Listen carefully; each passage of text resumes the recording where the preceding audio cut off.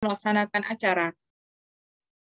Serial diskusi publik sesi 2, telaah reformasi birokrasi di Sumatera Utara, langkah maju atau mundur, Kamis 12 Agustus 2021. Yang kami hormati Ketua Yayasan Rumah Konstitusi Indonesia, Abangda Amir Hamdani Nasution. Yang kami hormati narasumber kita yang berhadir. Pertama, Abangda Berkat Kurniawan Lauli SPD dari DPRD Sumut. Dan yang kedua, Abangda Muhammad Ansor Lubis SHMH, peneliti RKI dan dosen UMA. Dan yang ketiga, Abangda Abiyadi Siregar Esos, Kepala Perwakilan Ombudsman RI Sumut. Indah berbalam si awan petang, berarak celah pohon ara. Pemanis kalam selamat datang, awal bismillah pembuka acara. Bismillahirrahmanirrahim. Baiklah Bapak dan Ibu yang kami muliakan, adapun acara kita pada hari ini, yang pertama pembukaan oleh MC, saya sendiri, Cynthia Hadita, dan yang kedua sesi diskusi dan tanya jawab, dan yang ketiga penutup.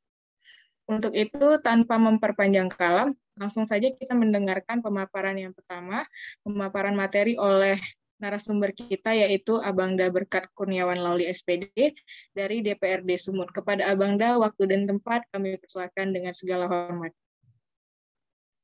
Baik, terima kasih buat host acara kita, Saudari Cynthia Hadita. Salam sejahtera buat kita semua. Assalamualaikum warahmatullahi wabarakatuh. Salam restorasi buat kita semua. Terima kasih buat waktu dan kesempatan yang sudah diberikan kepada kami untuk bisa bergabung dalam Zoom meeting yang kedua ya dari serial diskusi publik tentang telaah reformasi birokrasi di Sumatera Utara, langkah maju atau mundurnya terkait evaluasi publik menjelang 3 tahun kepemimpinan Gubernur kita Edi Rahmayadi dan Musa Rajeksyah. Selamat sore juga buat Abangda Abiyadi Siregar, Kepala Perwakilan Ombudsman Sumatera Utara, dan Muhammad Ansor Lubis, peneliti RKI atau dosen UMA, dan seluruh para peserta webinar pada sore hari ini. Pertama sekali saya ingin memperkenalkan diri, saya Berkat Lauli dari Partai Nasdem, sekarang bertugas di DPRD Sumatera Utara, Komisi A dan Bapemperda. Saya berasal dari Dapil 8 Kepulauan Nias, Kabupaten Nias, Nias Utara, Nias Selatan, Nias Barat, dan Kota Gunung Stoli. Ya. Dengan abang kita Amir, ya, Ketua Yayasan YRKI, beberapa waktu yang lalu sempat bekerja sama ya terkait tentang pilkada ya, pilkada yang independen ya di Sumatera Utara yang sudah berlangsung bulan 12 yang lalu, dan komunikasi itu terus berlanjut hingga pada hari ini. Saudara sekalian, saya diberi tugas oleh Bang Amir untuk menjadi salah seorang narasumber, dan untuk mempersingkat waktu saya kira kita akan lebih banyak berdiskusi pada siang atau sore hari ini. Nanti saya punya beberapa slide di sini gambaran tentang Sumatera Utara, dan itu mungkin kita kebanyakan sudah tahu. Nanti saya akan lompat, saya akan masuk ke beberapa poin penting apa yang menjadi topik dari diskusi kita pada sore hari ini. Pertama, gambaran tentang Sumatera Utara. Sumatera Utara itu, saudara, pada slide yang pertama mempunyai jumlah penduduk 14.799.361 orang ya. Dan seterusnya ada di situ jumlah penduduk, jumlah sesuai dengan agama yang dianut. Kemudian pada slide yang kedua kita lihat di sini, kita kembali untuk melihat dulu apa yang menjadi visi misi dari Gubernur Sumatera Utara, Pak Edi Rahmayadi, yaitu Sumatera Utara yang maju, aman, dan bermartabat. Ada beberapa poin visi yang disampaikan dan dituliskan dan diterjemahkan dalam RPJMD oleh Pak Gubernur. Ada beberapa hal di sini. Yang pertama, mewujudkan masyarakat Sumatera Utara yang bermartabat dalam kehidupan, memiliki iman dan takwa, dan seterusnya.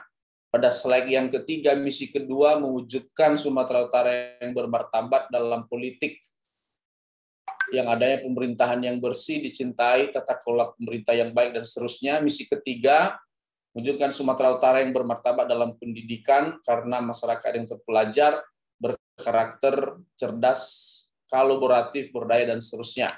Pada slide yang keempat, mewujudkan Sumatera Utara yang bermartabat dalam pergaulan, ya, bebas judi, narkoba, dan seterusnya. Misi kelima yaitu bermartabat dalam lingkungan.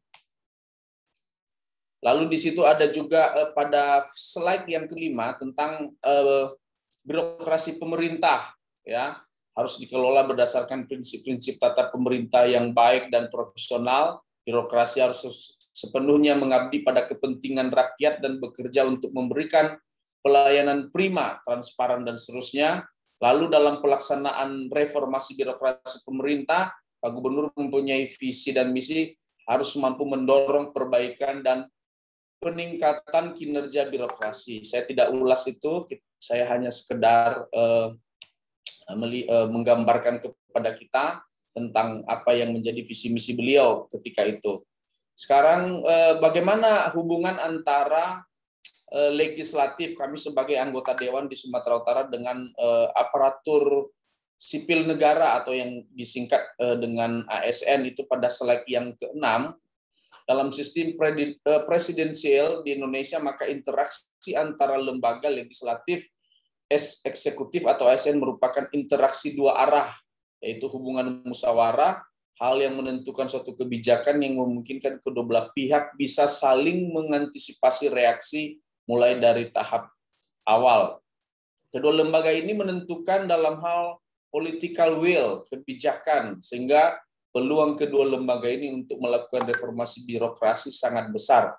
Pun sebaliknya, untuk melakukan kecurangan juga besar, yang nantinya kebijakan tersebut hanya dijadikan kesempatan untuk berkuasa.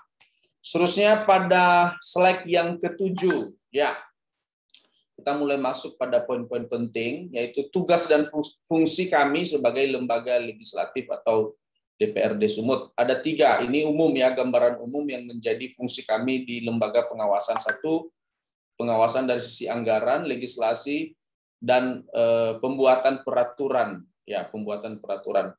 Ketika fungsi utama ini bila dilaksanakan dengan baik dalam pelaksanaan merit system di lembaga aparatur sistem sipil negara, maka dapat menciptakan sumber daya manusia yang unggul dalam hal penyelenggaraan dan pengembangan kompetensi.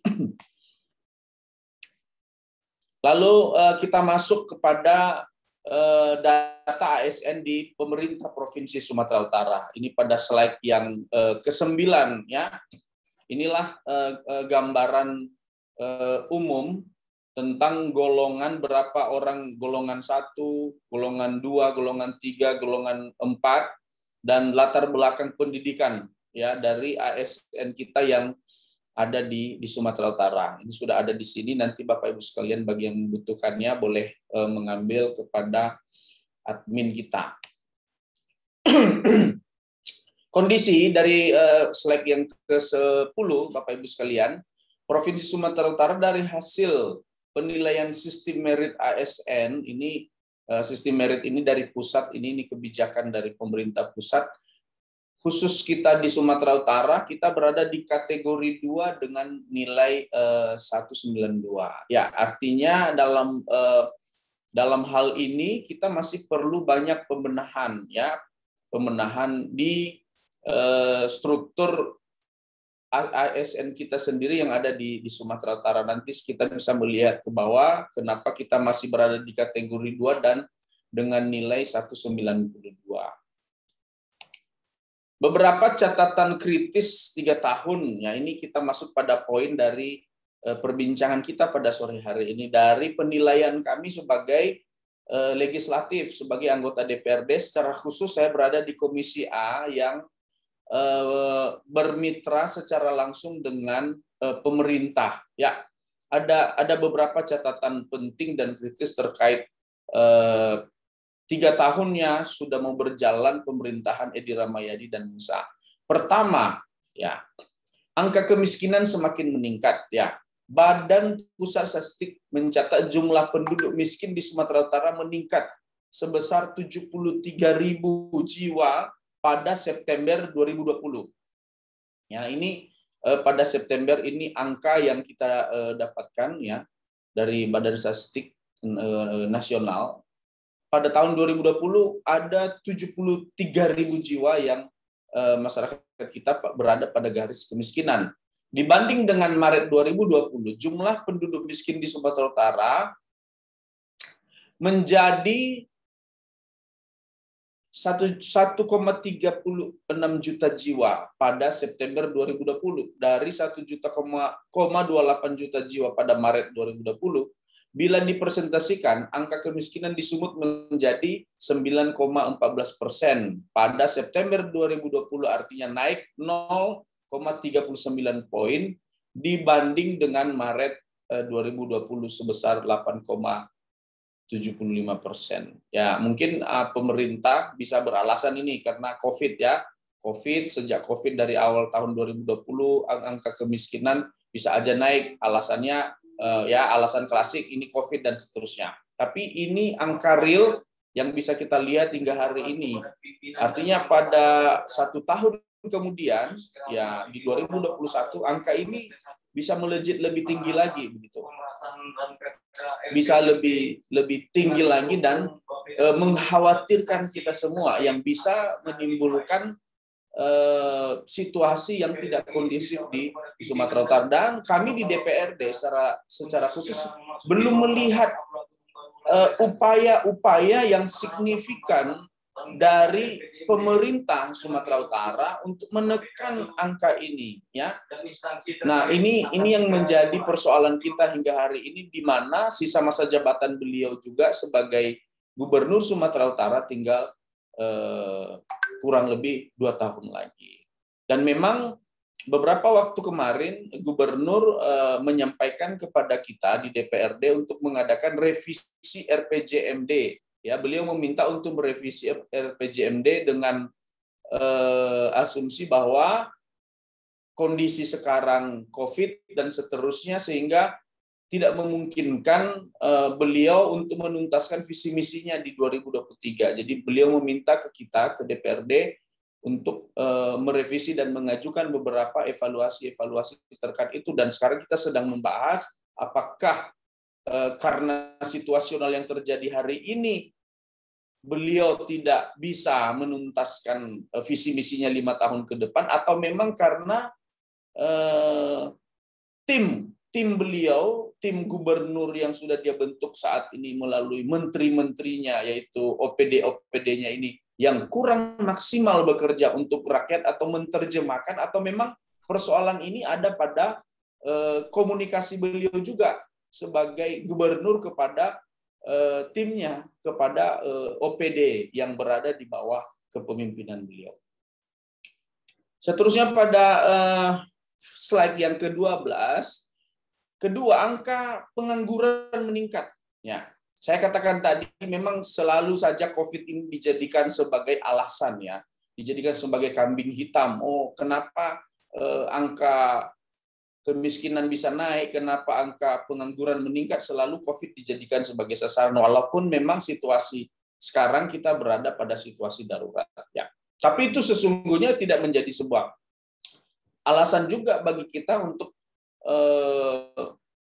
membiarkan hal ini terus terjadi. Ya, Badan Pusat Statistik mencatat tingkat pengangguran terbuka atau TPT pada Agustus 2020 sebesar 6,91% atau sebanyak 508.000 orang, yang berarti meningkat 1,52% poin atau meningkat sebesar 109.000 orang dibanding dengan Agustus 2019. Artinya tidak ada penurunan ya, atau paling tidak ada upaya untuk menahan angka dari pengangguran ini. Dari kebijakan-kebijakan publik yang dilakukan oleh pemerintah, banyak hal yang secara ceroboh sehingga angka ini terus aja meningkat hingga hari ini. Pada awal tahun 2021 terdapat 7,48 juta angkatan kerja kita di Sumut per Februari 2021. Dan jumlah ini meningkat 129.000 orang dibandingkan dengan Agustus 2020. Di antara jumlah angkatan kerja tersebut sebanyak 449 orang sebagai pengangguran pada Februari 2021. Slide berikutnya di slide ke-13, fakta ketiga tentang angka kriminalitas naik. Ya, kriminalitas di Sumatera Utara memang masih tergolong tinggi. Ya, ini dari waktu ke waktu begitu. Sumatera Utara selalu dikenal sebagai daerah yang sangat rawan terhadap kriminalitas, baik kepada perempuan, baik kepada anak, maupun kriminal umum lainnya. Hal ini terungkap berdasarkan catatan tahanan kepolisian Polda Sumut sepanjang tahun 2019 yang lalu. Jumlah tindak pidana atau JTP mencapai 27.484 kasus dan pengungkapan tindak pidana PTP sebanyak 22.085 kasus. Ya, berarti masih ada PR lagi yang masih belum tertuntaskan.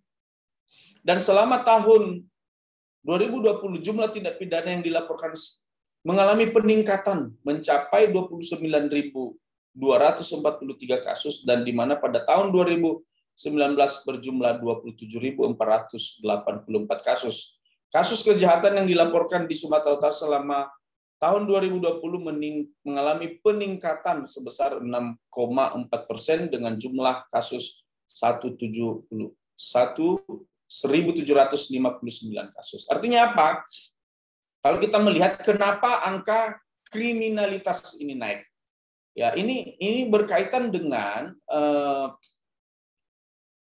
kebijakan publik, ya, alasan-alasan kriminal ini bisa terjadi. Ini masalah perut, ya, kita ambil bahasa yang sederhana saja. Kalau perutnya lapar, kalau masyarakatnya terus berada di garis kemiskinan, kalau pengangguran terus aja naik dan semakin naik, ya tentu orang-orang ini hati dan pikirannya menjadi gelap. Nah, ini yang harus segera di sisa masa jabatan yang tersedia ini, gubernur harus mengambil langkah-langkah yang tepat, ya, untuk segera memperbaiki situasi yang ada sekarang ini dengan kebijakan-kebijakan publik yang pro rakyat. Ya, saya bilang bukan hanya pro kepada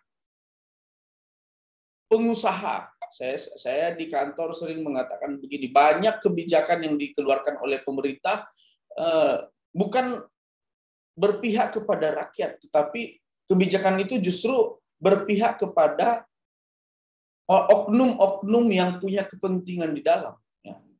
Nah, ini yang harus segera diperbaiki dan menjadi catatan penting yang hingga hari ini masih kami sebagai DPRD belum melihat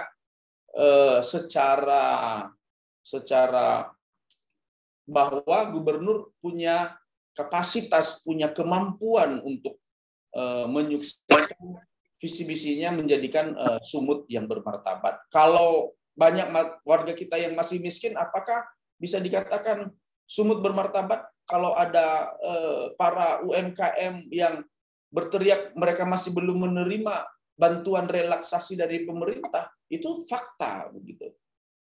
Nah, inilah kenapa hingga hari ini DPRD terus saja mengkritisi kinerja Gubernur Sumatera Utara, ya, karena ini real, ya, dan masyarakat yang merasakannya. Belum lagi hal-hal yang lain yang memang secara publik tahu kondisi hal ini. Dan seterusnya yang fakta keempat, nah ini yang menghebohkan kita beberapa bulan yang lalu, ya. Sumatera Utara juara 1 narkoba. Nah, ini luar biasa. Juara 1 kasus narkoba. Dan ini bukan hasil ini bukan dikeluarkan oleh oknum atau lembaga yang tidak berkompeten mengapakan ini. Ya, di LIPI sendiri yang merilis ini pada tahun 2019 bahwa prevalensi penyalahgunaan narkoba di Provinsi Sumatera Utara menempati posisi yang pertama dengan angka 1.700.000 yang pernah menggunakan narkoba. Dan ada 1.500.000 yang setahun terakhir menggunakan narkoba. Hal ini sangat berbeda pada survei tahun 2017 yang lalu yang mengatakan bahwa kasus penyalahgunaan narkoba di Provinsi Sumatera Utara adalah 256.000 atau sekitar 2,753%. Terjadi peningkatan dalam 3 tahun sekitar 300%.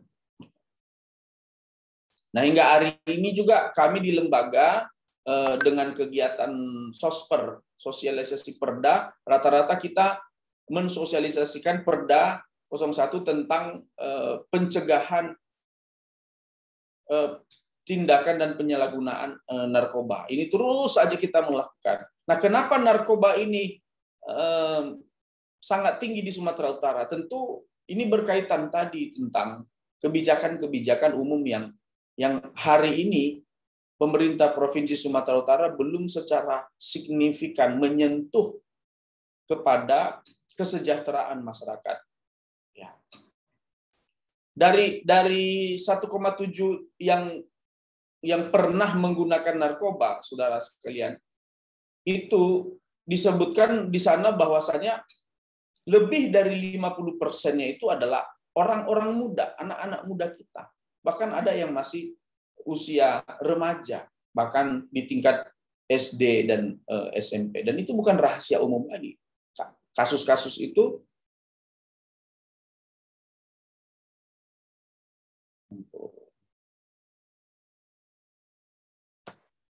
Halo? Apa masih tersambung? Sambung, Pak, sambung. Ya, oke. Jadi kasus-kasus ini, kasus-kasus ini bukan sebuah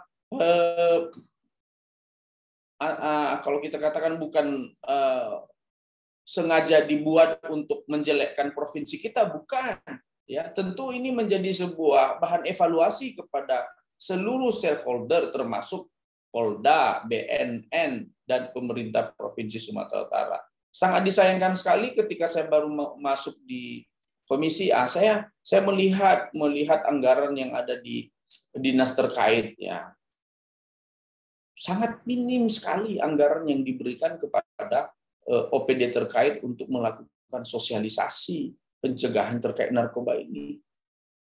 Bahkan hingga hari ini Perda Narkoba yang sudah disahkan di lembaga DPRD Provinsi Sumatera Utara, gubernur sebagai eksekutor dari perda ini belum memberikan juknis atau belum mengeluarkan pergub. Ya. Sehingga pemerintahnya sendiri dan di daerah belum bisa memberikan anggaran, ya, karena belum ada petunjuk teknisnya terkait penyelenggaraan perda tersebut. Nah, ini kita melihat bahwa belum ada keseriusan dari pemerintah untuk menekan angka narkoba di Sumatera Utara. Jadi terkait kepemimpinan beliau hingga tahun 2021 ini kita belum melihat ada keberpihakan terkait pada visi misi beliau dari atas tadi terkait pendidikan, bagaimana menaikkan SDM kita,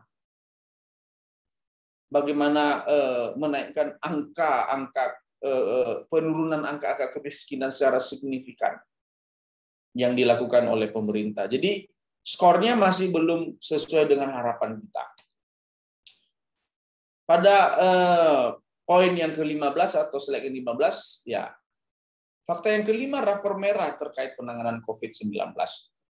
Ya, kalau kita lihat sekarang dari 5 provinsi tertinggi angka COVID, ya, dan sekarang beberapa kabupaten kota kita berada pada penerapan PPKM level 4 dan Sumatera Utara termasuk di dalamnya.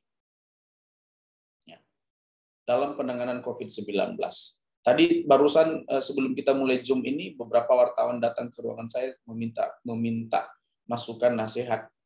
Kira-kira kenapa kasus lonjakan, kenapa Medan hingga sampai 3 kali PPKM level 4 gitu. Kenapa kabupaten kota kita masih 23 kabupaten kota atau kurang lebih yang masih berada di level 4 dan 3. Artinya ada pola yang salah dalam penanganan COVID kita. Masih ada pemerintah kita masih memikirkan menyelamatkan manusia atau menyelamatkan perekonomian. Ini yang menjadi sebuah pertanyaan besar kita hingga hari ini kepada pemerintah. Terkait anggaran, Bapak Ibu Saudara sekalian, ya. DPRD tidak pernah menghalangi pemerintah untuk menggeser anggaran. Kenapa? Karena dalam peraturan pemerintah pusat sudah disebutkan terkait pergeseran anggaran yang sudah disahkan di APBD itu menjadi hak penuh dari pemerintah. Banyak anggaran-anggaran yang terus digeser, alasan untuk penanganan COVID dan seterusnya. Hingga hari ini DPRD itu hanya sebagai laporan saja, kita tidak pernah dilibatkan. Nah, sehingga dalam kebijakan penggunaan anggaran itu hingga hari ini banyak juga yang masih belum atau menjadi abu-abu dalam tanda kutip. Yang menjadi abu-abu. Nah, kita tidak pernah dilibatkan. Mungkin masyarakat Sumatera Utara bertanya, apa peran legislatif selama ini? Saya katakan kita sudah banyak berperan, tetapi kebijakan pemerintah pusat juga yang banyak mengambil beberapa wilayah kekuasaan atau yang memotong beberapa hak kami untuk melakukan intervensi atau pengawasan secara melekat terhadap anggaran pemerintah di situasi COVID saat ini. Jadi terkait COVID, ya memang kita harus akui kita masih gagal, pemerintah kita semua masih gagal dalam menangani COVID-19 ini. Nah, fakta ke-6, kisru PPDB online 2021. Kita bukan rahasia umum lagi kemarin, bahwasanya terdapat kebingungan dari panitia itu sendiri, ya, ketika banyak protes dari masyarakat terkait sistem yang sering error, ya. Kemudian yang kalah, yang menang bisa kalah, yang kalah tiba-tiba jadi menang. Ini kita sudah mempertanyakan secara serius dan alasannya selalu klasik, sistem SDM kita kurang, kita akan memperbaiki dan seterusnya. Tidak ada hal yang serius dari pemerintah untuk menjawab karena tahun 2020 juga kasus yang sama, kisru PPDB online itu terjadi dan sekarang juga terjadi. Klasik sekali persoalannya. Dan gubernur hingga hari ini belum bisa memanage keadaan ini. Ya, ini situasi dan penilaian kami hingga hari ini terkait penyelenggaraan penerimaan siswa baru di tingkat SLTA, ya, SMA dan SMK. Dan kita sudah meminta pertanggungjawaban kepala dinas untuk bisa memperbaiki hal ini. Percuma hari ini kepala dinas kita profesor loh. Bukan main-main. Bukan main-main. Dan kalau ini gagal, berarti bukan hanya kegagalan dari profesor atau dinas pendidikan, tapi ini termasuk kegagalan gubernur juga. Karena dalam hal menentukan siapa menteri-menterinya, siapa kepala OPD-nya, itu hak sepenuhnya kepada gubernur. Kita hanya mengawasi saja. Dan dari hasil pengawasan kita, sejak dilantik beliau sebagai kepala dinas pendidikan, tidak ada perubahan di dinas pendidikan itu, malah kalau saya bilang menurun nih. Ada penurunan kinerja dari dinas pendidikan itu sendiri. Saya tidak tahu dan mudah-mudahan gubernur bisa mendengarkan apa yang kita diskusikan hari ini sehingga beliau mau mengevaluasi. Nah, tadi kita sudah lihat angka-angka di atas terkait ASN kita. Nah, di sini pada slide yang terakhir ini, Bapak Ibu sekalian, ini gambaran tentang Sekarang kita mempunyai 49 OPD dan kemarin Gubernur sudah meminta diadakan perampingan ya dari 49 menjadi 43. Nanti ada beberapa dinas kita sedang membahas ini erat kaitannya tentang RPJMD tadi. Tapi saya secara pribadi menyampaikan dalam rapat-rapat bahwasanya sesungguhnya ini membingungkan. Ya, membingungkan sekali. Beliau mengatakan sekarang kalau kita mau adakan perampingan, kita bisa menghemat anggaran sampai ratusan miliar, 600 miliar katanya. Namun di sisi yang lain, kami juga mempertanyakan, saya sendiri sudah mempertanyakan kepada tim yang diutus oleh Gubernur di Bapamperda. Justru kalau ini dirampingkan, apakah nanti Gubernur bisa menjangkau semua atau mengeksekusi visi misinya ini di 2023? Sementara ada perampingan, ada 6 SKPD yang dilebur. Ada beberapa jabatan yang dilebur. Ini bisa jadi nanti mengurangi gerak dari SKPD ini untuk menjangkau pelayanan publik. Nah, bagaimana dia bisa menciptakan visi misinya seperti yang di atas tadi, ya, untuk mensejahterakan masyarakat dan seterusnya. Ini membingungkan. Dan hingga hari ini kami belum menyetujui usulan revisi ini karena kami masih meminta penjelasan yang lebih serius. Apakah ini tidak akan mengganggu kinerja beliau terkait pelayanan publik? Ditambah pada slide ini Bapak Ibu sekalian, kita masih melihat masih banyak PLT di OPD tertentu. Sekda kita sekarang masih PJ, malah beliau ini double job sebagai sekretaris di DPRD Sumut, sebagai sekretaris daerah juga. Jadi kadang-kadang Pak Afifi ini lompat sana lompat sini nih, sebentar ke DPRD, sebentar juga dia berada di jabatannya di bawah gubernur. Jadi sangat mengganggu. Terus terang kita di DPRD sangat terganggu dengan keadaan ini. Kami sangat terganggu dengan keadaan ini. Banyak PLT hingga hari ini belum dilelang, belum berani beliau untuk mendefinitifkan beberapa jabatan-jabatan ini. Ya, seperti Bapeda. Masa Bapedanya PLT? Dinas Kebudayaan dan Pariwisata, Biro Hukum, Biro Perekonomian, Dinas Kesehatan, Dinas Tanaman Pangan dan Hortikultura. Banyak jabatan-jabatan yang hingga hari ini masih PLT. Nah, untuk mencapai pelayanan publik, visi misi beliau tadi di atas yang saya sudah gambarkan kepada kita, ini mustahil bisa terjadi. Namun demikian, kami juga di DPRD bukan hanya pintar untuk mengkritisi, ya. Saya katakan, kita juga sebagai masyarakat bukan hanya pintar mengkritisi, kita juga banyak sesungguhnya memberikan masukan kepada beliau. Hanya memang ya kita tidak tahu apakah semua masukan-masukan yang kita sudah berikan ini menjadi catatan kepada beliau untuk segera diperbaiki. Ya, kita tidak tahu. Kalau masyarakat bertanya, apakah DPRD sudah memberikan masukan? Kita banyak memberikan solusi. Ya, banyak catatan-catatan solusi yang kita berikan dalam rapat-rapat kepada SKPD, kepada ketua tim TAPD. Tapi alhamdulillah sampai sekarang masih belum ada usulan-usulan itu yang dieksekusi oleh beliau. Nah, inilah keadaan kita hari ini dan penilaian kami secara pribadi sebagai anggota DPRD yang bisa kami sampaikan kepada publik tentang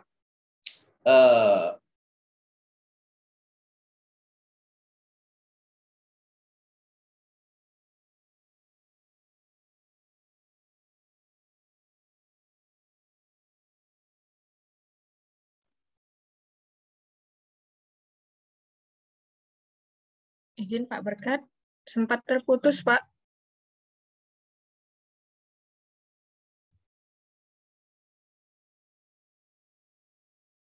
Pak Berkat.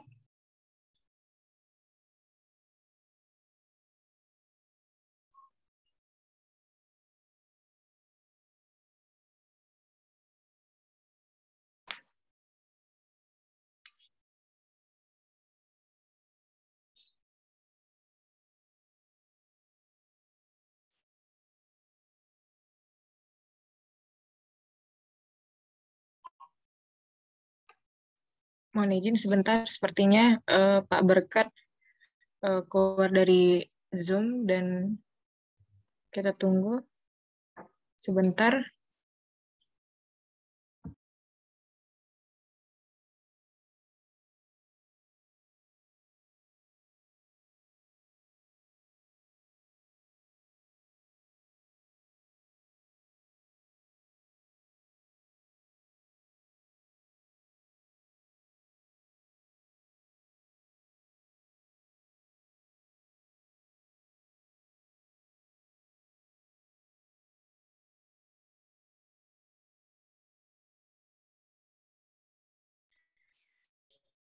Izin, Pak, tadi sempat terputus, Pak.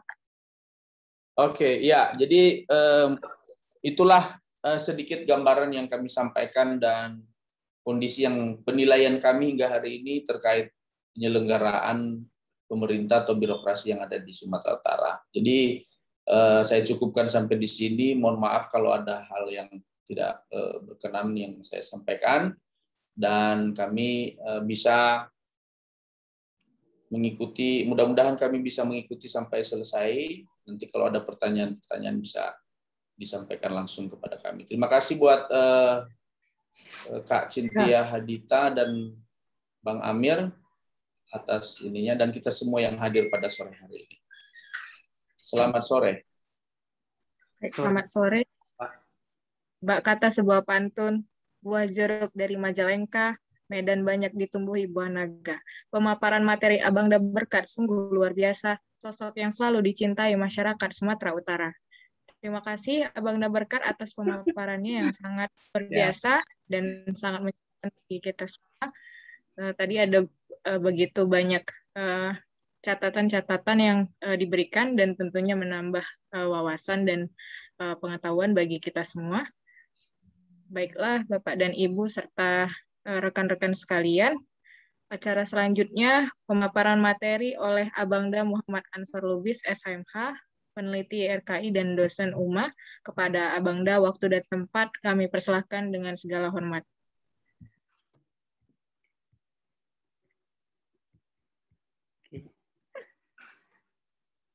Assalamualaikum warahmatullahi wabarakatuh. Selamat Waalaikumsalam warahmatullahi wabarakatuh.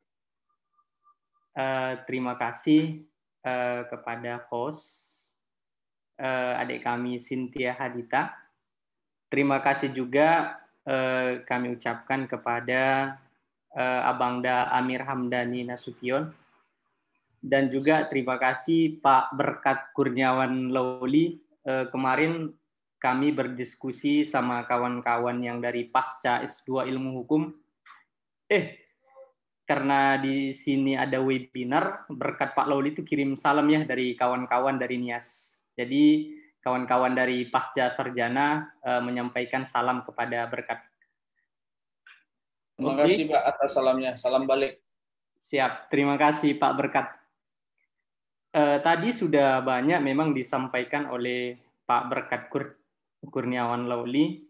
Ada banyak yang saya tangkap tentang judul kita pada hari ini adalah mengenai telaah reformasi birokrasi Sumatera Utara, langkah maju atau mundur. Jadi Pak Berkat, kalaulah menurut Bapak, apakah memang Sumatera Utara yang sekarang maju apa mundur sih Pak kalau ditanya? Ya, jangan kita bilang maju atau mundur lah. Mungkin kalau kita bilang stagnan. Stagnan di tempat ya Pak. Stagnan, ya. Ya. Jadi kalau dari pemaparan tadi saya dapat kesimpulan bahwasanya bukan maju atau mundur, tetapi bergerak di tempat juga. Saya sependapat dengan Pak Berkat. Kenapa? Karena tadi sudah dipaparkan ada beberapa kriteria bahwasanya Sumatera Utara yang bermartabat itu seperti apa sih? Padahal banyak kesalahan, banyak kejanggalan yang kita temui. Seperti pemaparan tadi, yang pertama adalah angka kemiskinan meningkat. Yang kedua, pengangguran meningkat. Angka kriminal juga meningkat, narkoba juga meningkat, rapor merah penanganan COVID. Jadi, yang akan saya paparkan pada siang hari ini adalah ingin mempertanyakan kembali, apa sih implementasi dari janji-janji politik yang sudah dipaparkan oleh gubernur kita pada waktu terpilih. Pertama adalah stadion bermartabat internasional. Kalau kita telisik dari awal, bahwasanya memang sudah ada mimpi besar itu sudah sedikit terwujud. Tetapi kalau kita lihat stadion yang diimpikan oleh gubernur kita memang sudah berjalan. Tepatnya pada tanggal 14 Agustus 2020 yang lalu memang sudah diresmikan. Tepatnya itu di Desa Sena, Kecamatan Batangkuis. Itu adalah salah satu bentuk mimpi dari gubernur itu sendiri. Tetapi kalau kita kembali lagi menelisik kepada janji-janji Edi Rahmayadi, yang kedua adalah sumut bebas dari judi, narkoba, dan preman. Saya rasa ini belum sepenuhnya terjangkau. Apalagi mengenai narkoba. Tadi Pak Berkat juga sudah menyampaikan Sumatera Utara itu adalah salah satu dari sekian provinsi di Indonesia ini termasuk pemasok mungkin ya Pak, narkoba. Maka oleh karena itu, ini harus kita pertanyakan kembali. Yang ketiga adalah tidak akan ada korupsi. Kalau kita tanya kembali bahwa barusan saja di bulan yang lalu KPK sudah menetapkan ASN, salah satunya itu adalah korupsi pemeliharaan jalan pada Satuan Kerja Dinas Bina Marga. Ini adalah rapot merah juga untuk gubernur. Karena yang melakukan ini adalah salah satu daripada dinas terkait dan juga termasuk di Provinsi Sumatera Utara ini. Maka oleh karena itu, ini juga harus dipertanyakan kembali. Yang selanjutnya, keterbukaan informasi publik. Ini juga menjadi menjadi salah satu yang harus kita kritisi. Salah satunya adalah kalau kita kembali kepada pemilihan kepala dinas kemarin, lelang jabatan itu terlalu banyak rasanya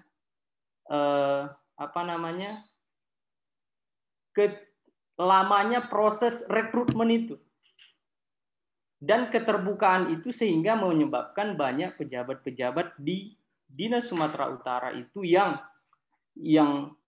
pada konon katanya adalah pejabat PLT. Maka oleh karena itu di sini juga harus kita pertanyakan kembali di mana visi dan misi itu. Kemudian penanganan COVID juga tidak memadai di semua sektor. Memang tadi sudah disampaikan oleh Pak Berkat bahwasanya penanganan mengenai COVID juga di Sumatera Utara ini belum sepenuhnya tersentuh. Masih banyak ketimpangan-ketimpangan yang terjadi. Sehingga dalam hal ini patut juga untuk dipertanyakan. Mungkin Cynthia kita nanti lebih fokus kepada diskusi. Terima kasih. Assalamualaikum warahmatullahi wabarakatuh. Waalaikumsalam warahmatullahi wabarakatuh. Baik, terima kasih Bang. Kata sebuah pantun, melatih kuntum indah mata, merebah pohon cemara, pemaparan Abang Daan sungguh tertata, menambah ilmu bagi kita semua. Baik, acara selanjutnya pemaparan materi oleh Abang Da Abiyadi Siregar Esos selaku Kepala Perwakilan Ombudsman RI Sumut, dan sebelumnya kepada seluruh peserta agar mempersiapkan pertanyaan terbaiknya, karena setelah pemaparan dari Abang Da Abiyadi, kita akan masuk pada sesi tanya-jawab. Baik, kepada Abang Da Abiyadi, waktu dan tempat kami persilahkan dengan segala hormat. Baik, terima kasih moderator. Pertama saya mohon maaf tadi agak terlambat masuk karena saya tidak dapat linknya. Tidak dikirim linknya lewat WA, baru saya dapat dari teman ini. Jadi baru saya dapat barusan ini, saya pikir dibatalin lagi nih. Baru saya dapat link Zoom ini. Yang terhormat Pak Berkat Kurniawan dan para narasumber, ada Pak Berkat Kurniawan dan Pak Muhammad Anson Lubis, dan Pak Amir. Salam Pak Siregar. Salam Bang. Apa kabar Bang? Salam Bang Siregar. Siap Bang. Ya, salam sehat.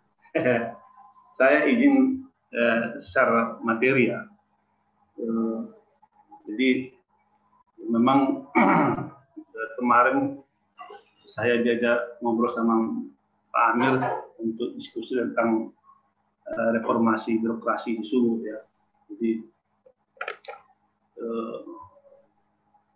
saya kalau ngomong tentang reformasi birokrasi enggak jalan ya.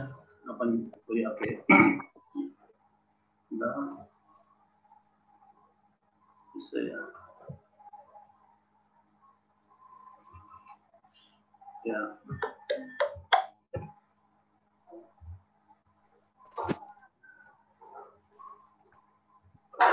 Oke. Jadi sedikit saya ingin sebetulnya reformasi birokrasi itu apa ya? Jadi kalau yang kita baca-baca dari berbagai referensi kan itu adalah salah satu langkah awal untuk melakukan penataan terhadap sistem penyelenggaraan pemerintahan yang baik, efektif dan efisien, sehingga dapat melayani masyarakat secara tepat, cepat dan profesional. Kalau ngobrol soal reformasi birokrasi, tentu saya nggak bisa lepas dari Perpres nomor 81 tahun 2020. Jadi ini adalah tentang grand design reformasi birokrasi yang sudah terjadwal sampai 2010-2025. Nah, jadi di Perpres ini sudah dirancang bagaimana program reformasi kita sampai tahun 2025 sejak tahun 2010 yang lalu melalui Perpres 81 tahun 2020. Jadi di Perpres ini juga mengatur tentang pelaksanaan program reformasi birokrasi itu sendiri. Ya. Jadi Perpres ini juga tentang grand design reformasi 2010-2025 ini adalah menjadi acuan bagi seluruh pemerintah, kementerian, lembaga maupun pemerintah daerah ya, termasuk Pemprov maupun pemerintah daerah kabupaten-kabupaten yang ada di Sumatera Utara ya, dalam melakukan reformasi birokrasi ya, dalam rangka mewujudkan tata kelola pemerintahan yang baik. Jadi di Perpres 81 itu ada 3 sasaran yang ingin dicapai. Pertama adalah terwujudnya pemerintahan yang bersih dan bebas dari praktik KKN. Jadi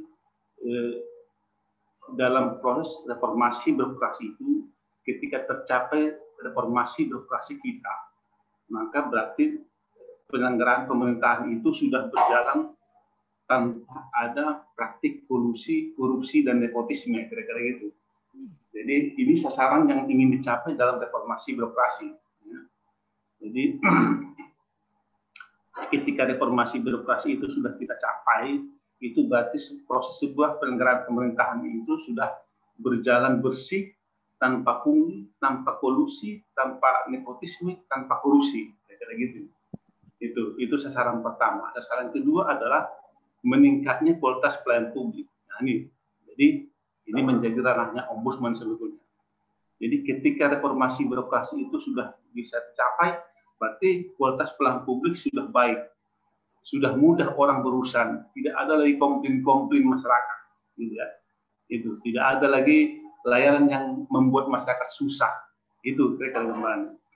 Lalu kemudian ketika reformasi birokrasi itu sudah tercapai, berarti kapasitas dan akuntabilitas kinerja birokrasi kita sudah baik. Nah, kira-kira gitu. Jadi 3 hal inilah yang sasaran yang ingin dicapai dalam reformasi birokrasi sebagaimana diamanahkan dalam Perpres 81 tahun 2010. Di Perpres ini juga ya sebetulnya sudah dirancang ya. Sudah rancang bagaimana sampai tahun 2025 bagaimana potret penyelenggaraan reformasi birokrasi kita, gitu ya, di persiapan saat ini. Nah, di tahap sekarang kita sudah masuk pada peningkatan secara terus-menerus ya, kapasitas birokrasi sebagai kelanjutan dari reformasi birokrasi pada 5 tahun kedua untuk mewujudkan pemerintahan yang berkelas dunia. Jadi sekarang kita sudah masuk dalam apa ya? Dalam tahapan yang mewujudkan sebuah pemerintahan yang berkelas dunia. Nah, nanti kita bisa membayangkan apakah ini sudah masuk atau belum, gitu ya. Nih, jadi ini saya mengutip Perpres 81 saja. Jadi ya peraturan presiden yang menjadi acuan bagi pemerintah, baik itu pemerintahan kementerian, lembaga maupun pemerintah daerah dalam melakukan reformasi birokrasi. Nah, itu. Jadi ini tahapan-tahapannya. Ya, memang kalau dilihat dari sini, kita lihat dari tahapan yang ketiga ini, ya masih sangat jauh ya, masih sangat jauh. Lalu bagaimana mencapai 3 sasaran reformasi birokrasi tadi? Ya, jadi ketika sudah, bagaimana kita mencapai 3 sasaran reformasi birokrasi sebagaimana diamanatkan dalam Perpres 81 tahun 2020? Ya, kita dipandu dengan munculnya Permenpan nomor 52 tahun 2014. Ya, tentang pedoman pembangunan zona integritas menuju wilayah birokrasi, wilayah bebas dari korupsi dan wilayah birokrasi bersih dan melayani WBK WBM ya, di lingkungan instansi pemerintah baik itu di kementerian, lembaga maupun pemerintah daerah. Ya. Jadi ini Permenpan nomor 52 ini sudah diubah menjadi Permenpan nomor 10 tahun 2019. Ya. Jadi inilah pedoman buat pemerintah dalam menuju mewujudkan reformasi birokrasi tadi itu, ya, menuju WBK WBM. Jadi disebutkan di sini bahwa dalam Permenpan ini ditegaskan bahwa reformasi birokrasi dapat diwujudkan secara konkret melalui pembangunan zona integritas atau JI menuju wilayah bebas dari korupsi dan wilayah birokrasi bersih dan melayani. Jadi reformasi birokrasi itu bisa dilakukan secara konkret melalui pembangunan zona integritas. Jadi kalau tidak ada pembangunan zona integritas, ya belum dilakukan ini menuju BKWN, berarti dia belum reformasi birokrasi, belum melakukan itu. Kemudian di Permenpan nomor 52 yang sudah diubah menjadi nomor 10 ini juga diatur dalam permenpan ini telah ditetapkan pedoman atau peta jalan menuju reformasi birokrasi. Kemudian juga diterbitkan dalam rangka mengakselerasi. Jadi Permenpan ini diterbitkan untuk mempercepat proses penyelenggaraan reformasi birokrasi sebagaimana diamanatkan dalam Perpres 81 tahun 2010 itu. Jadi Permenpan nomor 52 yang sudah diubah dengan Permenpan nomor 10 itu diterbitkan untuk mengakselerasi atau mempercepat proses pewujudan reformasi birokrasi di Indonesia, gitu. Ya. Baik. Lalu dalam Permenpan reformasi menjelaskan bahwa, jadi dijelaskan dia di Permen itu apa itu zona integritas. Ya. Ya. Itu adalah, jadi zona integritas itu sebuah predikat yang diberikan kepada pemerintah, ya, unit kerja, ya, yang pimpinan dan jajarannya berkomitmen kuat mewujudkan sebuah penyelenggaraan birokrasi yang WBK dan WBBM, ya. Sebuah penyelenggaraan birokrasi yang bebas dari korupsi dan sebuah penyelenggaraan birokrasi yang bersih dan melayani. Jadi kalau disebut dia meraih predikat zona integritas, berarti seluruh pimpinan dan jajaran yang ada di instansi itu sudah punya komitmen untuk mewujudkan WBK dan WBM. Ya. Lalu kemudian wilayah birokrasi bersih itu apa WBM? Itu adalah predikat yang diberikan kepada suatu unit kerja yang memenuhi sebagian besar manajemen perubahan, penataan tata laksana, penataan sistem manajemen SDM, penguatan pengawasan dan sebagainya. Jadi artinya bahwa ketika disebut ingin meraih reformasi birokrasi, dia harus meraih zona integritas. Zona integritas itu apa? Ketika seluruh pimpinan itu sudah punya komitmen untuk mewujudkan WBK dan WBBM. Jadi kalau kita sebut WBK dan WBM, itu berarti dia sudah zona integritas. Kalau sebuah unit kerja itu sudah meraih predikat WBK, wilayah birokrasi, wilayah bebas dari korupsi, dan wilayah birokrasi bersih dan melayani, itu berarti dia sudah meraih predikat zona integritas. Jadi ketika sebuah instansi pemerintah, unit-unit kerja sudah meraih predikat wilayah bebas dari korupsi, penyelenggaraan birokrasinya bebas dari korupsi, dan penyelenggaraan pelayanan publiknya bersih dan melayani, itu artinya dia berpredikat zona integritas. Kalau dia sudah berpredikat zona integritas, itu artinya dia sudah meraih predikat, sudah masuk dalam tahap reformasi birokrasi. Jadi reformasi birokrasi itu sudah berjalan di unit kerja itu. Pertanyaannya, lalu bagaimana kita proses pembangunan zona integritas menuju BKWM, ya, guna mewujudkan reformasi birokrasi? Bagaimana proses pembangunan zona integritas menuju BKWM itu guna mewujudkan reformasi birokrasi? Itu pertanyaan kita. Lalu ini peta jalannya. Ya. Jadi dalam Permen PAN 52 yang sudah diubah dengan Permen PAN nomor 10 disebutkan ya, ada dua komponen yang harus dilakukan setiap instansi pemerintah ketika akan meraih predikat zona integritas itu. Ya. Yang ingin mewujudkan reformasi birokrasi itu. Ada dua komponen yang harus dilakukan, komponen pengungkit dan komponen hasil. Ya. Jadi kira-kira begini, inilah yang harus ditata dan diperbaiki dalam setiap unit kerja. Di komponen pengungkit misalnya ada 6 komponen, manajemen perubahannya, kemudian penataan tata laksananya, di penyelenggaraan pemerintahannya ya, kemudian penataan sistem manajemen mutunya, penguatan akuntabilitas kinerjanya, penguatan pengawasannya, dan penguatan kualitas pelayanan publik. Ini di komponen pengungkit. Jadi semua masing-masing variabel ini, mulai dari manajemen perubahan sampai kepada penguatan kualitas pelayanan publik tadi itu di komponen itu harus diperbaiki. Ya, gitu ya. Lalu kemudian di komponen hasil itu terwujudnya pemerintahan yang bersih, tetap dilihat tanpa KKN dan pelayanan publik. Itu sebetulnya kuncinya ya ketika reformasi birokrasi itu. Lalu apa itu manajemen perubahan?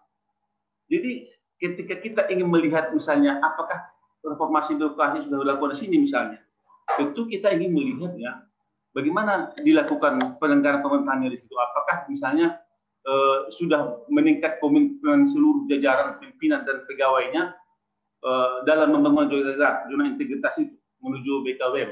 Itu dilihat komponen-komponen yang ingin kita lihat. Apakah mereka sudah melakukan manajemen perubahan? Jadi manajemen perubahan itu bisa kita lihat dengan mengukur variabel itu, meningkatnya komitmen seluruh jajaran pimpinan dan pegawai unit kerja dalam membangun zona integritas menuju BKWM. Kemudian terjadinya perubahan pola pikir dan budaya kerja pada unit kerja yang diusulkan sebagai zona integritas menuju BKWM. Lalu kemudian menurunnya risiko kegagalan yang disewakannya. Jadi ini salah satu variabel manajemen perubahan. Lalu kemudian kita lihat lagi. Jadi nanti proses penyelenggaraan pemerintahan di unit kerja itu kita lihat dari proses manajemen perubahannya. Apakah ini sudah dilakukan atau belum? Kemudian penataan tata laksananya. Apakah sudah menggunakan teknologi informasi dalam proses penyelenggaraan manajemen pemerintahannya? Misalnya kan, apakah sudah dilakukan itu? Kemudian meningkatnya efisiensi dan efektivitas proses manajemen pemerintahan zona integritas menuju BKWM. Ini yang kita lihat kalau dari perspektif penataan tata laksana. Jadi apakah sudah menggunakan teknologi informasi dalam proses SPBE itu, sistem pemerintahan berbasis elektronik itu, apakah sudah diterapkan misalnya? Itu kan? Itu dilihat di situ. Kemudian penataan sistem manajemen SDM aparaturnya. Nah, apakah sudah ada peningkatan ketaatan terhadap SDM-nya, peningkatan ketaatan terhadap pengolahan SDM aparatur pada masing-masing zona integritas menuju BKWM. Ya. Jadi penataan sistem manajemen SDM aparatur ini adalah untuk meningkatkan profesionalisme SDM aparatur pada sebuah unit kerja yang akan diusulkan menjadi sebuah instansi yang berzona integritas menuju BKWM. Targetnya, apakah sudah meningkat ketaatan terhadap pengolahan SDM aparaturnya? Apakah sudah terjadi transparansi dan akuntabilitas pengolahan SDM-nya? Apakah meningkatnya disiplin SDM aparatur pada masing-masing J? Itu semua yang harus kita lihat. Jadi ini variabel kedua. Ya. Lalu kemudian penguatan akuntabilitas. Ini adalah perwujudan kewajiban suatu instansi pemerintah untuk mempertahankan keberhasilan kegagalan pelaksanaan programnya. Jadi target yang dicapai adalah meningkatnya kinerja instansi pemerintah dan meningkatnya akuntabilitas instansi pemerintah. Jadi masyarakat harus bisa mereka membangun kepercayaan publik. Ya.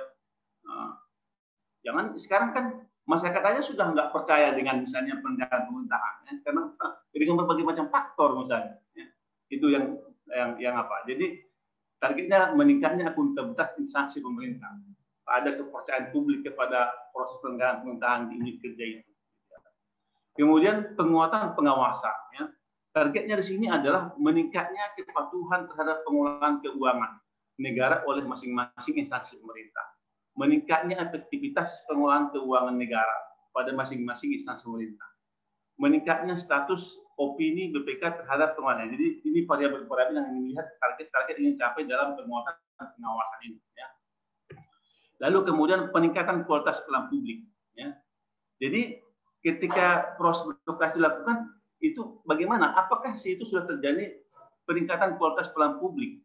Misalnya layanan sudah lebih cepat, lebih murah, lebih aman, dan lebih mudah dijangkau. Ya. Apakah sudah seperti itu proses layanannya? Ya. Kemudian meningkatnya jumlah unit pelayanan yang memperoleh standarisasi pelayanan internasional. Ya. Pada instansi pemerintah. Meningkatnya indeks kepuasan masyarakat.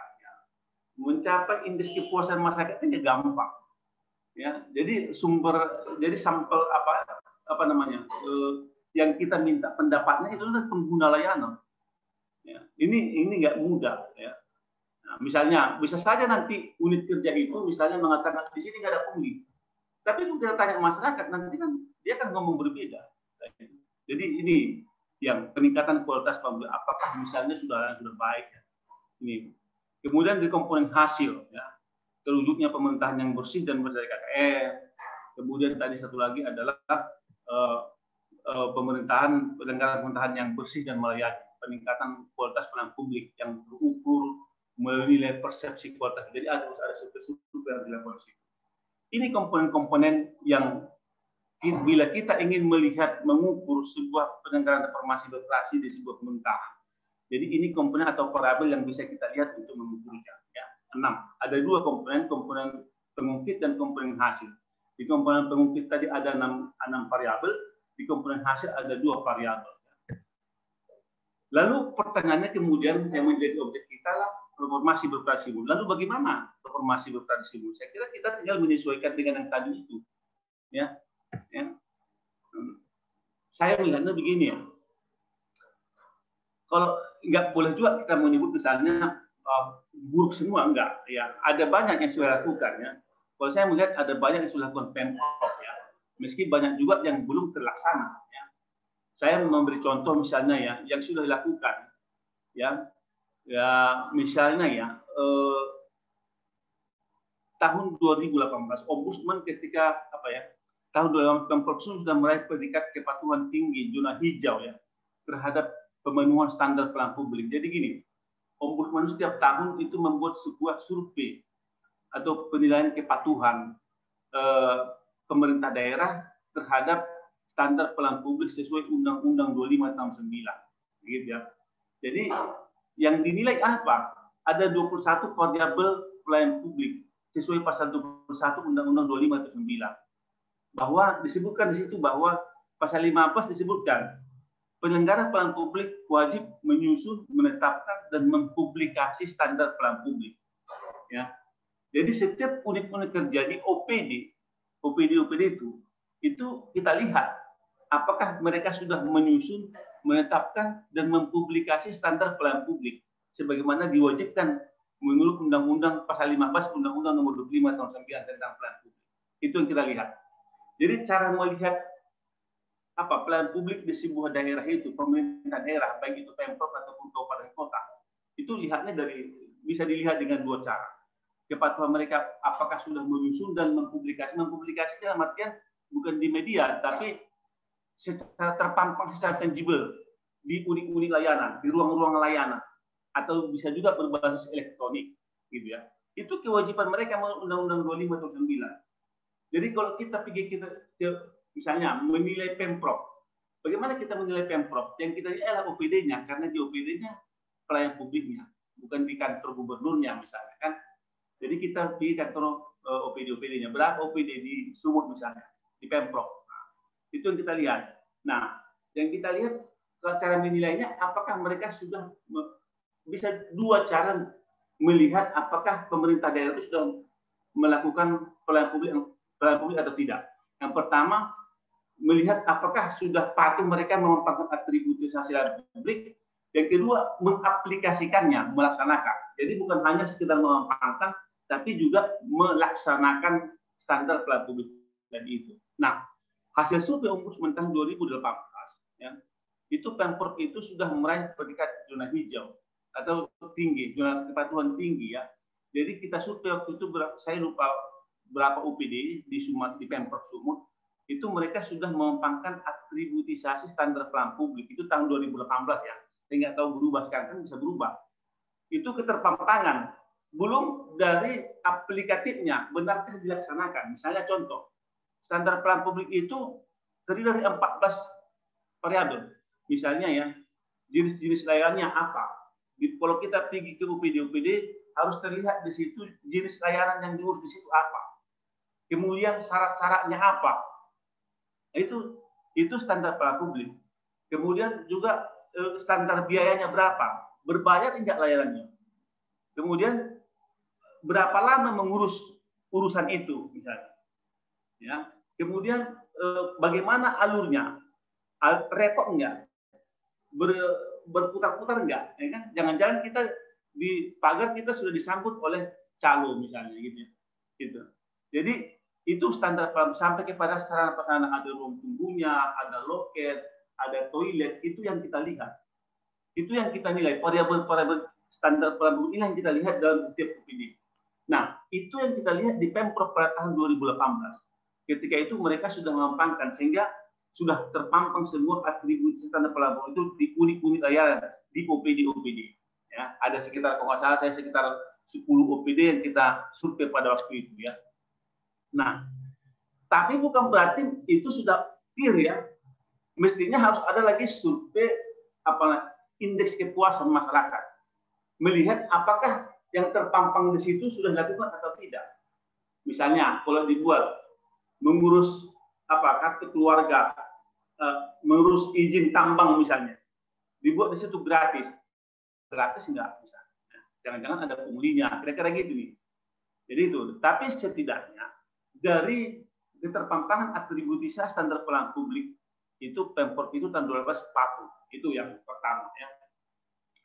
Kemudian penerapan PPDB online, menurut saya ini juga sebuah bagian dari proses reformasi edukasi yang sudah dilakukan ya. Jadi sejak tahun 2016 pasangan saat 2017 itu Sumatera Utara itu sudah menerapkan sistem PPDB online, penerimaan peserta didik baru sistem online. Menurut saya ini adalah salah satu solusi yang sangat baik dalam proses penerimaan peserta didik baru yang selama ini, yang sebelumnya di Sumut itu sangat kacau ya. Dulu kan kalau nggak salah, saya kira teman-teman masih ingat, satu kursi di SMA favorit dulu mau sampai 20-30 juta dulu. Ya? Tapi sekarang kan itu tidak ada lagi dengan sistem PPDB online. Nah, sayangnya mungkin ada pertanyaan yang kemarin kacau, ya itu nanti berbeda dulu. Ya, penting bahwa prosesnya sekarang sudah dilakukan. Ya. Maka tadi saya katakan ini hal-hal yang positif menurut saya yang sudah dilakukan di Pemprov Sumut dalam proses reformasi birokrasi. Ya. Lalu kemudian, tapi tentu masih banyak yang belum, ya masih banyak belum. Saya mulai dari misalnya tahapan-tahapan pembangunan reformasi edukasi itu ya. Di sini pun kalau ini kita lihat sebetulnya bukan hanya di Sumut, hampir di Indonesia juga ya bagaimana? Apakah kita percaya sekarang sistem peningkatan secara birokrasi kita sekarang ini sudah mewujudkan pemerintahan berkelas dunia?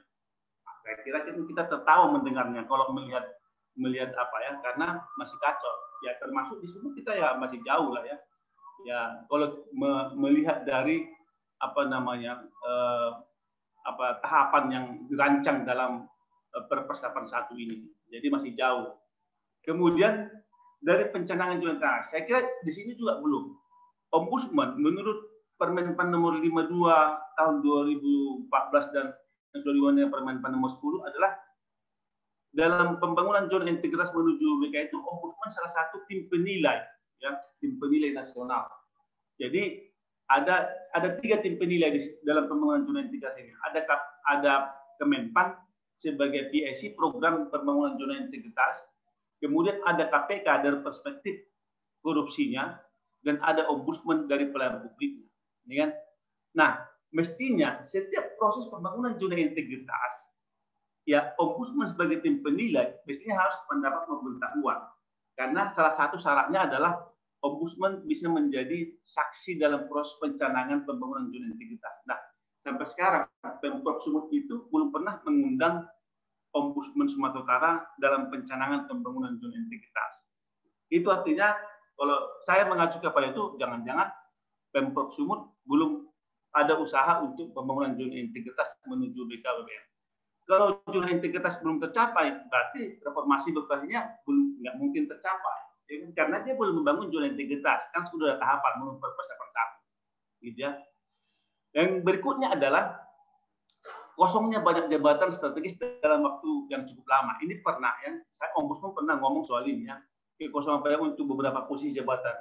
Yang 100% reformasi menurut saya adalah ya ketika ini terjadi, menurut saya ini bisa kita lihat dalam variabel komponen pengungkit tadi dalam menuju WBKW itu dalam perspektif penataan SDM aparatur yang kurang baik, yang berjalan dengan baik. Masa sampai berbulan-bulan itu jabatan kosong, ya kan?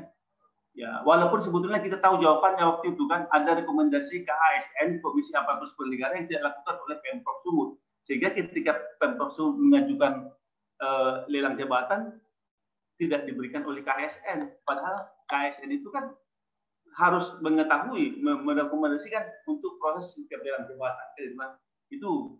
Jadi ya artinya bahwa dari segi ini juga menjadi ya belum terjadi proses reformasi itu dengan baik di Sumut. Kemudian yang saya ingat-ingat ya, kemudian keterlambatan pembayaran dana sertifikasi guru di Sumut. Ini juga selalu terus setiap bulan. Masa sih ini persoalan ini nggak bisa diselesaikan dengan sejak dari dulu, padahal begitu gampangnya.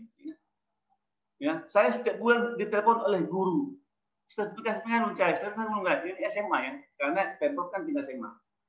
Bagaimana sebetulnya sistem pembayaran, pengelolaan keuangan, pengelolaan dana sertifikasi guru ini? Kenapa sampai begitu lama? Ini kan menyiksa orang. Nah ini, ya, saya di dinas pendidikan saya kira ini persoalan provinsi ya, yang menjadi persoalan sangat crowded ini. Saya nggak tahu di gimana nih. Entah kok bisa sampai lama-lama dana sertifikasi hak orang ditahan-tahan. Ya. Ini nggak boleh, jahat itu memang. Ya, menurut saya ya nggak boleh. Jadi makanya ini salah satu indikator reformasi birokrasi di Sumut itu belum jalan di dinas pendidikan ini. Ya. Yang berikutnya adalah masih dinas pendidikan, kekacauan pelaksanaan PPDB tahun 2021 ini juga bagian dari menurut saya kegagalan juga, ya kan? Sudah bagus tahun 2016 oke, ada karena tahun pertama masih kacau, baru pertama jadi banyak masalah, ya kan? Tapi tahun berikutnya 2017 kesalahan tahun 2016 semakin diperbaiki, lalu kemudian tahun 2017 semakin diperbaiki, semakin lebih baik. Tahun 2017 tetap saja ada kesalahan, masalah tetap diperbaiki untuk penyempurnaan tahun 2018. Begitu sampai tahun 2020. Nah, herannya tahun 2021 justru semakin kacau, ya, makin kacau. Jadi, ya saya mengatakan ya, karena proses PPDB online ini saya ikuti sejak awal. PPDB online tahun 2021 ini lebih kacau sejak awal dari Pemprov Sumut dengan anggaran yang tahun 2021. Jadi ini menurut saya ini gagal ya, reformasi birokrasi yang dilakukan di pendidikan ini. Mulai soal PPDB, soal sistem penggajian guru-guru, nah ini betul-betul kacau ya. Kemudian aspek penataan terlaksana, bagaimana upaya peningkatan penyelenggaraan pemerintahan yang efisien dan jadi ini juga menjadi proses ya, menjadi masalah ya. Jadi di Impres nomor 3 tahun tentang kebijakan strategi. Jadi bagaimana upaya peningkatan penyelenggaraan pemerintahan yang efisien dan efektivitas sistem, proses, dan ini saya lihat belum jalan. Masih banyak yang perlu disempurnakan. Saya kira ini yang menjadi catatan awal dari saya untuk sebagai bahan diskusi kita. Mungkin kita bisa lebih lengkapi dalam diskusi berikutnya, nanti teman-teman lain nanti menjadi kelamaan saya nanti. Terima kasih, moderator. Baik, terima kasih kepada Bangda Apiyadi. Bak kata sebuah pantun, menatap awan di tengah rotan, rotan disimpuh, dia di perabotan. Pemaparan Abangda sungguh telah kita dengarkan, sungguh bernas dan menambah pengetahuan. Terima kasih kepada Abangda Apiyadi atas pemaparannya yang sangat luar biasa. Tadi ada menyinggung mengenai seperti apa peran ombudsman dan juga bagaimana terkait dengan korupsi tadi fokus pembahasannya. Baik, terima kasih Bangda, pemaparannya sangat menarik dan luar biasa. Baiklah, selanjutnya kita masuk kepada sesi tanya jawab kepada seluruh partisipan, teman-teman yang berhadir. Kami persilakan untuk menyebutkan nama lengkap dan asal instansinya dan memberikan pertanyaan terbaiknya. Baik, silakan. Silakan Abangda Wenggedes Friends. Baik, Bu Cynthia, bisa dengar suara saya, Bu? Oke. Mungkin pertanyaan ini untuk Pak Ansor ya. Nama saya Wenggedes Friends, saya dosen dari Universitas Medan Area, sama dengan Pak Ansor, profesi advokat di Kamar Law dan Associate. Dan saya ingin memberikan masukan ya, atau berdiskusi ya. Nah, kalau kita misalnya mengingat tentang situs Polybius, saat ini kan sistem pemerintahan kita itu demokrasi. Saat saya berdiskusi dengan Prof. Solih Lubis, tentunya dari demokrasi itu bisa bergeser ke autokrasi yang harus kita berhati-hati. Setelah itu juga ada monarki yang mendekat ke tirani, perputarannya ke aristokrasi dan oligarki. Menurut saya, semua sistem pemerintahan ini jika diletakkan wisdom, itu bagus. Dan banyak orang berdebat tentang sistem pemerintahan ini, mana yang lebih bagus. Sistem pemerintahan demokrasi di Indonesia juga ada esensinya, sehingga menurut saya esensi dari demokrasi di negara Republik Indonesia dan tentunya di pemerintahan Sumatera Utara itu harus ditarik ya esensinya. Esensinya itu harus inherent dengan ideologi kita dan groundwork kita dengan Pancasila dan Undang-Undang Dasar 1945. Baru kita bisa bicara tentang bureaucracy reform dan good governance. Pertanyaan saya ke Pak Ansor, bagaimana sih Pak Ansor terkait dengan esensi negara sistem pemerintahan demokrasi ini sehingga bisa mencapai welfare atau kesejahteraan itu yang ujungnya itu ya tujuannya itu mencapai bureaucracy reform dan good governance. Saya rasa itu aja pertanyaan saya. Cynthia.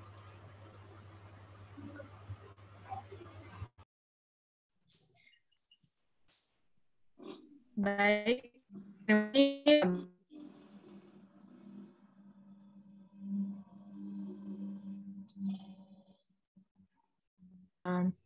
Baik, mau langsung dijawab atau kita kumpulkan lagi Bang pertanyaannya?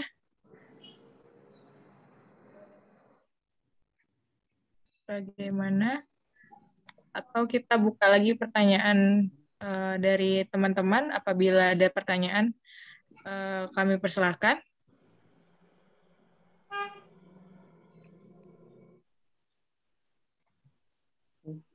Silakan, Abangda Wenggedes Friends.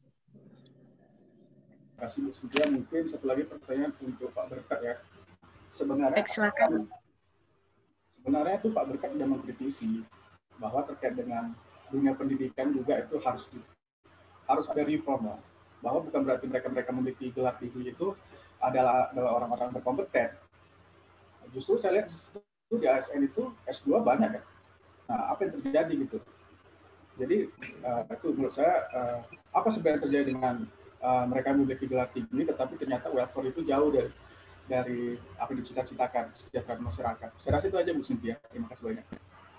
Baik, terima kasih Abangda Wenggedes Friends. Satu lagi apabila ada pertanyaan dari teman-teman kami persilakan.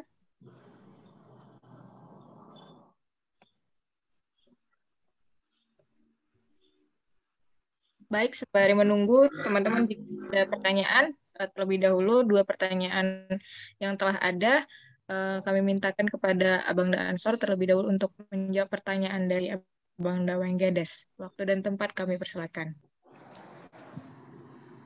Oke, terima kasih moderator. Di sini ada pertanyaan dari Bang Weng, di mana pertanyaannya itu adalah bagaimana sih sebetulnya esensi demokrasi menuju pemerintahan yang sejahtera. Kalau dikatakan dengan negara yang sejahtera itu adalah kita kembalikan kepada masyarakatnya di suatu tempat. Contoh nih, kalau di Sumatera Utara ini boleh nggak sudah dikatakan negara yang sejahtera? Mungkin dari sisi yang lain ada yang mengatakan bahwa negara yang sejahtera itu adalah negara yang di mana penduduknya atau masyarakatnya itu adalah sudah bebas dalam artian adalah dikontrol dari segi pengawasannya oleh pemerintah. Maka oleh karena itu di dalam masyarakat itu sendiri juga harus ada yang namanya penegakan hukum. Karena jelas dikatakan bahwa di Undang-Undang Dasar pasal 1 ayat 3 menjelaskan bahwa negara Indonesia ini adalah negara hukum. Jadi aturan main di situ untuk menjadikan masyarakat itu menjadi masyarakat yang sejahtera adalah selain daripada patuh terhadap aturan-aturan hukum yang dibuat oleh pemerintah, dan juga masyarakat itu juga harus taat kepada esensi demokrasi itu sendiri. Maka oleh karena itu pendekatan yang harus dilakukan agar menciptakan negara yang demokratis salah satunya di Sumatera Utara ini adalah kita kembalikan kepada 2 hal. Yang pertama adalah kita kembalikan kepada pola pikir ataupun pola pikir seorang penguasa ataupun pemerintah. Pemerintah ini dia sebagai penguasa apa enggak sih?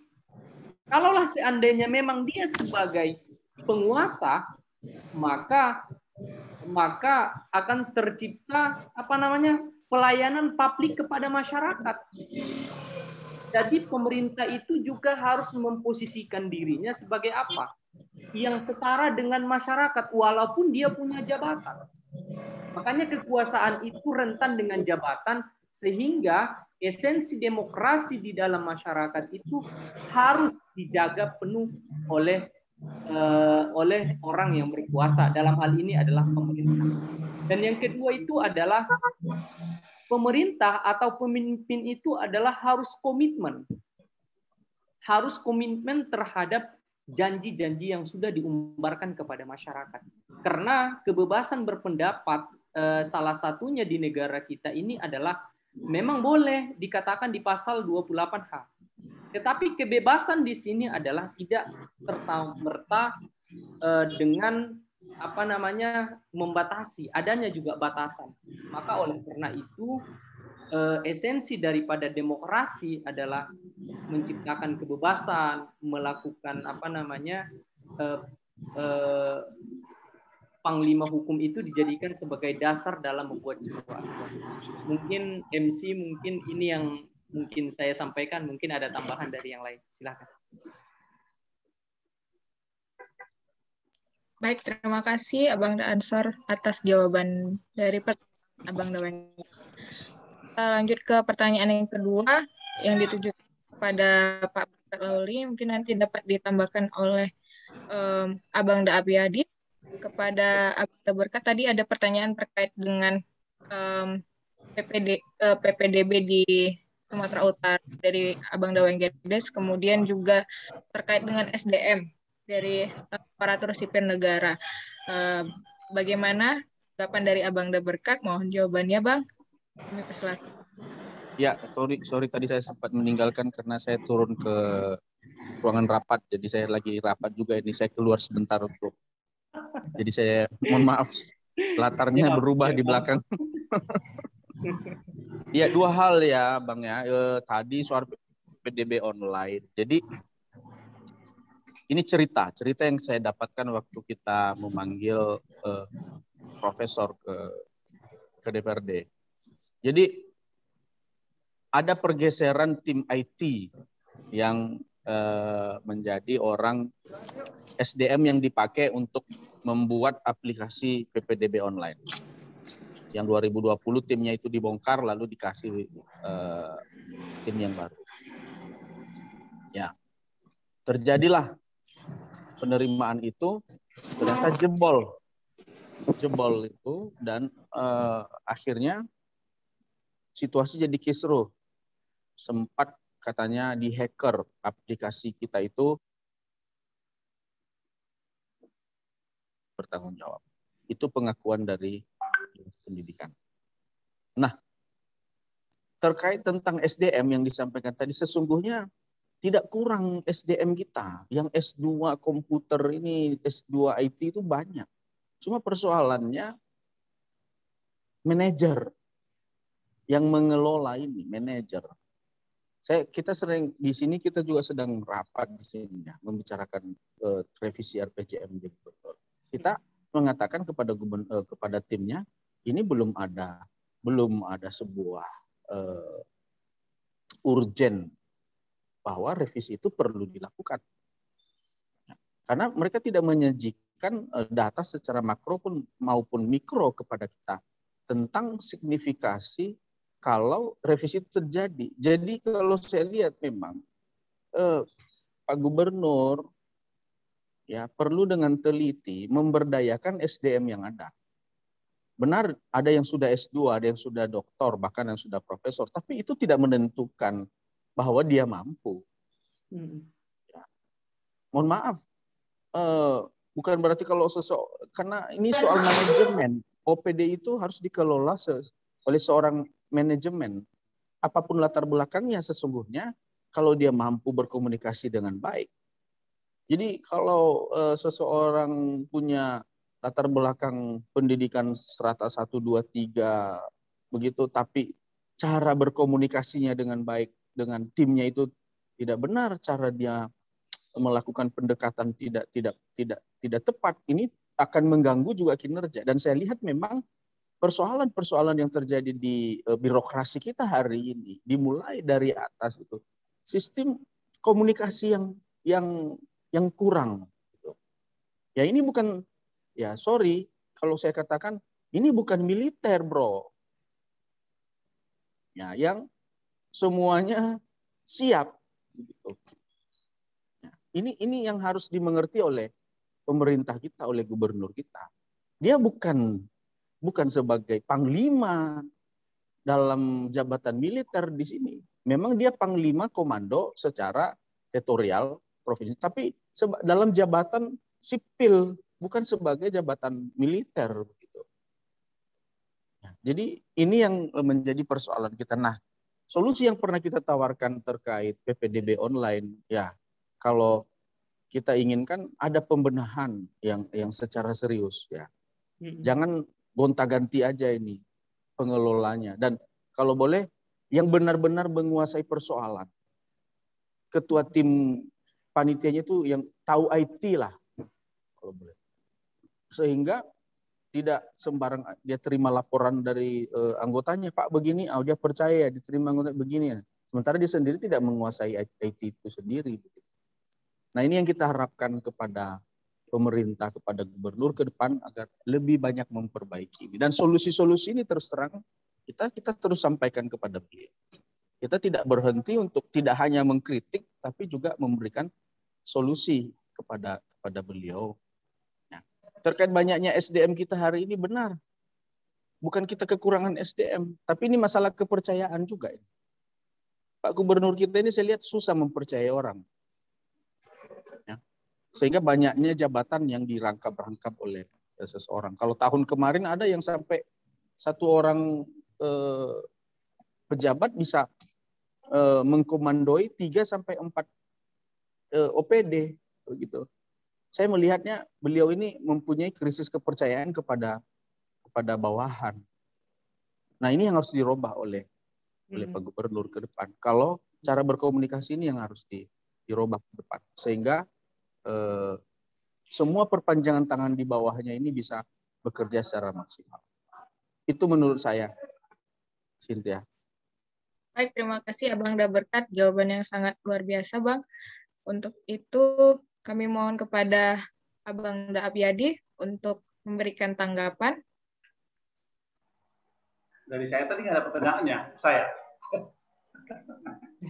Ya, Bang Da, berkaitan dengan PPDB, mungkin tadi karena ada slide Abang Daapiadi membahas mengenai PPDB online juga tadi, mencermati hal itu. Ya. Jadi saya coba sedikit soal demokrasi tadi ya. Memang kalau saya melihatkan karena infrastruktur negara kita yang selama ini nggak jalan secara efektif dengan baik ya. Kalau saja sebetulnya itu berjalan dengan baik kan, maka kesejahteraan rakyat itu akan dapat. Menurut saya begitu ya.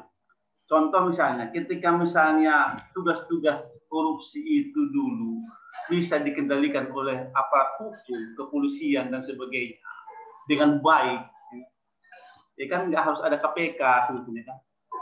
Kalau misalnya Kemenpan atau itu kuat dulu, kan nggak perlu ada ombudsman sebetulnya. Tapi kan fungsi-fungsi inilah yang nggak kuat sebenarnya, berjalan efektif selama ini. Sehingga kemudian terjadi apa? Ya, di fungsi penegakan hukum lemah, di fungsi penyelenggaraan pemerintahan juga kacau, ya kan? Yang ironinya sekarang kan fungsi-fungsi itu menjadi saling bersinergi, ya kan? Untuk menjadi berkolaborasi untuk menjadi tidak baik, ya kan? APH misalnya dengan penyelenggara pemerintahan membuat sebuah komitmen bersama untuk ya supaya manis. Kalau teman-teman masih ingat dulu ada MOU ditangani oleh pemerintah daerah dengan kejaksaan supaya berjalan dengan baik. Itu kan kalau masih ingat dulu lagi ada yang dibubarkan oleh Pak Charles Agung Sulistyo tentang pengawas dana desa itu. Ya. Itu kan persoalan-persoalan semua yang tidak berjalan dengan baik. Ya. Jadi kalau saya melihat sebetulnya sistem kita itu sudah baik, hanya saja tidak berjalan, fungsinya itu tidak dilakukan dengan sesuai secara efektif dan benar. Sehingga kemudian para penyelenggara pemerintahan itu juga bisa menjadi suka-suka, ya, bisa menjadi. Jadi yang dilakukan nggak ada masalah kok, nggak ada tindakan hukum. Jadi begitulah akhirnya yang akibatnya apa? Kesejahteraan rakyat tadi itu nggak akan bisa tercapai. Saya melihat masih panjang, ya kan? Rakyat kita untuk mencapai sebuah kesejahteraan itu menurut saya masih jauh. Ya. Karena apa? Membangun kita belum ada komitmen yang sama antara institusi pemerintahan itu untuk menjalankan fungsi kita secara benar dan baik. Itu yang menjadi menurut saya faktor besar. Saya mohon maaf agak tadi tertarik diskusi selanjutnya. Nah, soal reformasi birokrasi di Pemprov itu misalnya, jadi saya kira sama aja saya kira Pemprov Pak Gubernur misalnya, menurut saya harus memilih orang yang punya kompetensi ya, yang punya kompetensi yang memang bisa punya kompetensi di bidangnya. Memang seperti tadi Bang Berkat bilang ya, udah profesi ya, profesor. Tapi saya kebetulan mengikuti proses PPDB itu ya. Saya datang ke situ. Kalau betul lah itu dihack orang, kenapa nggak diumumkan? Ada polisi kita, kan ada polisi cyber kita yang bisa menangkapnya. Tapi kan kenapa nggak diungkap itu? Saya tanya kenapa nggak diungkap? Nanti takut kita justru sebetulnya ketika diungkapkannya bahwa ada menghack itu justru menjadi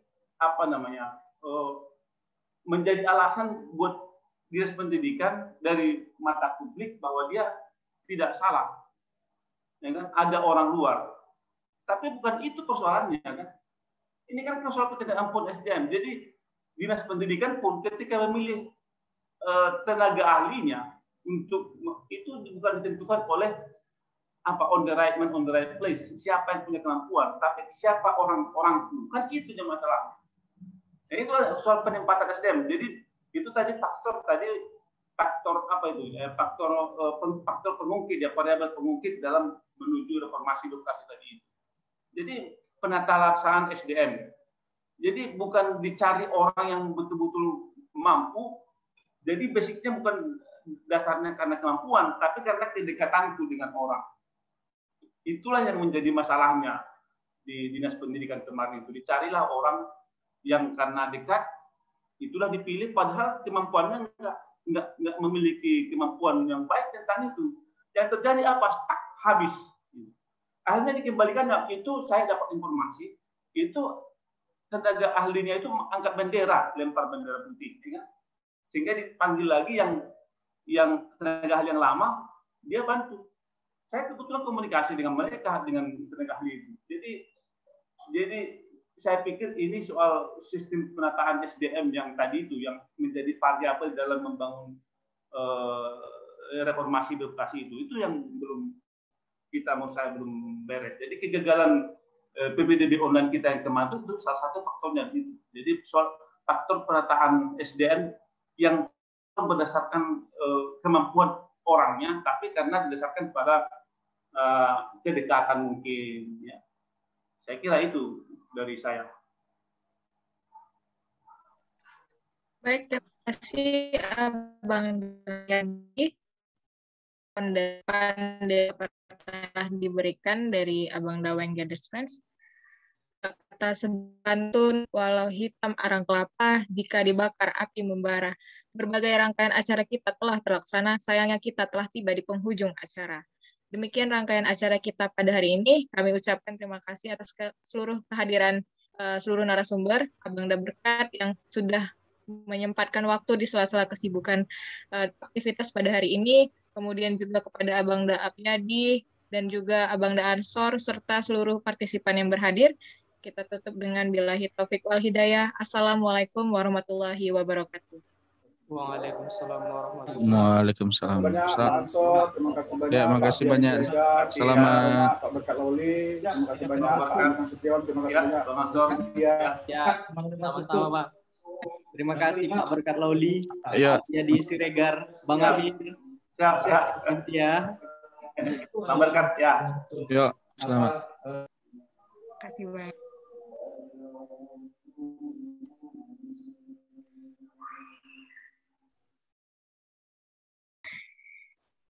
Izin live ya Bang.